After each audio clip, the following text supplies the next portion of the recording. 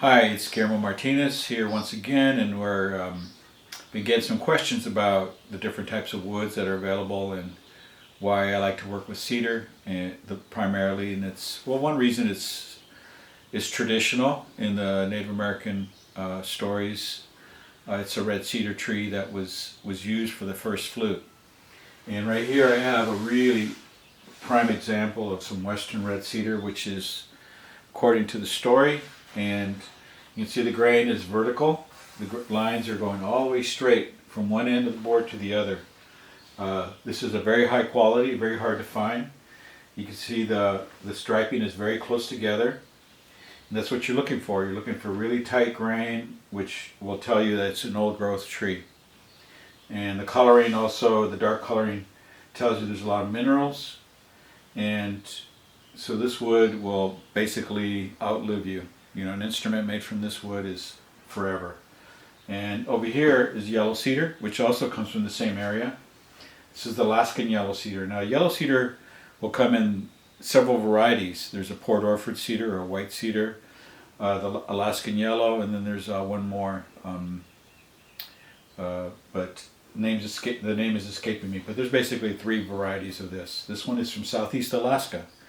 It's what I would work with when I was living there for a while.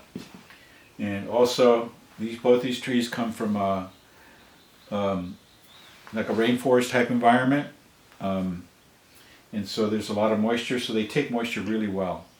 And you know, these hold up extremely well in humid areas. And then here we have some walnut. There's some right here, some pieces here. You know, we make flutes out of this kind of material. I use the American walnut, and I also there's some dark one over here in the back that's a Peruvian walnut. And that one holds up okay in moisture. You know, you try to use woods that are, you know, indigenous or native to your areas. And sometimes I'll go out of that, you know, out of the norm. For example, like this piece here is Hawaiian koa. And this is pretty rare. And we got a double flute coming out of this one later. And so we try to use mainly the exotics for details or the small pieces of the instrument, not typically the main body. If I do use an exotic for the main body of the instrument, it's something that is sustainable, something that's you know, there's plenty of. It's not harming the environment or creating, you know, issues in the rainforest or so forth. So cedar, always the best for durability. It's what I tour with. If I'm performing on a tour, I always take my flutes. My flutes of choice are always going to be red cedar because they never let me down. They always hold up well. And the exotics, well, they stay home. You know, they don't really travel with me at all. But they're pretty. You know, sometimes you get some great tone out of them.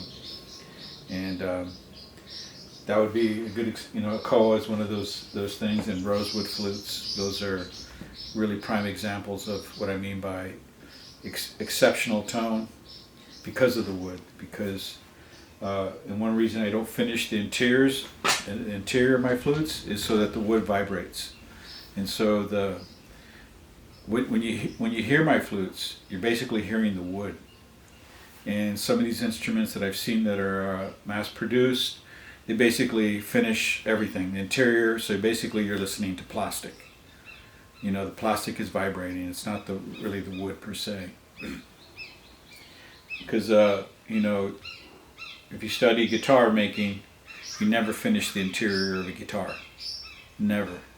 Only the exterior for protection, but you want the wood, you want the instrument to vibrate and to resonate.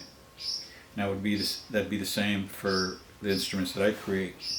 And so there you go. Hopefully this bit of information helps you in making a choice for you know, when it comes time to order an instrument.